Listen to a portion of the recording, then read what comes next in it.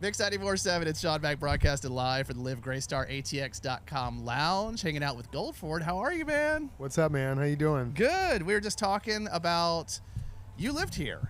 I did. This is like your hometown, not hometown, but your old stomping grounds, we should say. I used to come to this festival and just like dream about what it would be like to play it. I didn't really start playing music until later on in life, and I moved. I had a sales job, and I was in Chicago, and I moved down to Austin because I took a road trip from LA to Chicago, and we did an 18-hour detour to Austin, and I was like, this place is amazing.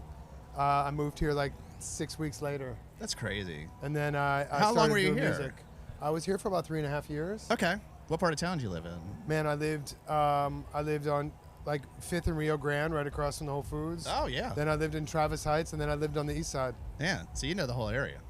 So what are you doing when you're back here? When you're like, okay, I'm back. I only have like a day or two. Honestly, I'm doing this. Yeah. Oh my God. Oh my God. That's right. Look at this That place. building wasn't here What last time I happened? was here. There's a Whole Foods downtown? What happened? That's right, the flagship. Yeah. You were here actually a few months ago. I saw you at Speakeasy. Nice. Yeah, that was a great show. And you talked about that night. You had so many friends and people you got to catch up with at the show. How fun is that to like perform with friends there?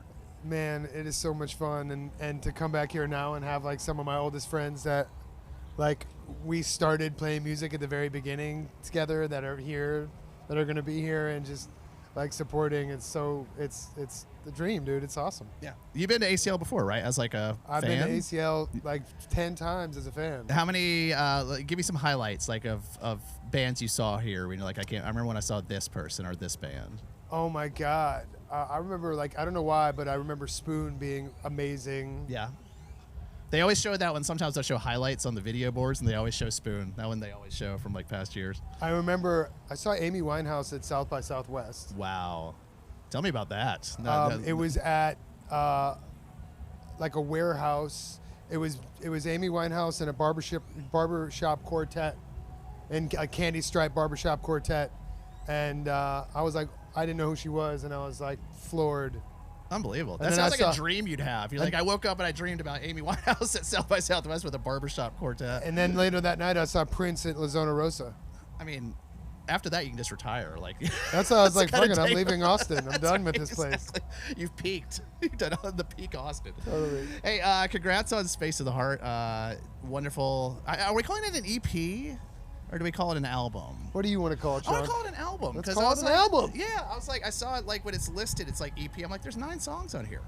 Like- Everything that I'm supposed to do, I don't do, and it's like very unconventional. But you know, I recorded. I loved all those songs. They just felt like they fit together, and I remember them being like, an EP is only 6 songs. Or I didn't know what the threshold was. Is that what it I is? think, and I was kind of like, whatever. Let's just call it what it is and put it out. And so excited to have it out in the world and for it to be out before this, so we can play a bunch of songs. Yeah. And love hopefully that. people will have listened or Oh, whatever. yeah, for sure. And you played a couple of these when you were here at Speakeasy. A couple of them were out. Yes. Yeah. So people at least know those ones for sure. Totally. Yeah. You're going overseas for a little bit, right? Yeah, so we go to Europe in a couple weeks. And then you're back here again. And then I'm back here in January. Yeah. Scoot in. Scoot in. I'm excited to Love that venue. to be at the Scoot in, yeah. Have you ever played there? No, I've never been. I've never played. Yeah. But I've heard amazing things. It is amazing. That's actually my favorite venue, I think, in Austin. Really? Scoot in. Yeah, it's just because it's intimate, it's outdoors. More there's, so than lights, what's like- the what's like the ACL theater that's really Oh, the Moody Theater, ACL Live at the Moody Theater. ACL Live, yeah. Yeah, that one's also good. Yeah. But yeah, Scoot in. It's very old Austin. It's great to see. It's like, every seat is good because there's no seats. You're standing, so everything is like very intimate and right up close. So And what am I going to see you there? yeah, of course. Hello. He had to say that. He had to say that. I went to the What was he Speakeasy gonna say? show. I'm not gonna for go? the record. No, so I know, yeah, I'm just kidding. We'll be there. Which involves less sleep, doing an overseas tour or being a new dad? Definitely an overseas tour. I've never done an overseas tour. Oh, This okay, is- yeah. Well, this is touring my in first general time. versus new fatherhood, then I New guess. fatherhood is it's hard. Yeah. It's awesome, but it's Yeah. hard. Yeah. Yeah. And I joke about this because my daughter was born on April 1st, and then on April 2nd is when like Orange Blossoms kind of went viral on social media, and all this stuff really started. And so I like to say that I had 2 babies born on the same day. Yeah. Well, we credit her for the luck of She brings the bread. The baby brings the bread, they say. You got to take her around everywhere. She's a keeper, obviously. Absolutely. One more last thing before I let you go. You're a fun follow on TikTok. Now, I know it's like part of the job these days. Musicians, like, you have to like do social stuff. But I feel like you really have embraced this, and you're like, you enjoy it. Am I right? You know, like, I was... Tell me if I'm wrong. I think you're right-ish. Okay. I think that, like...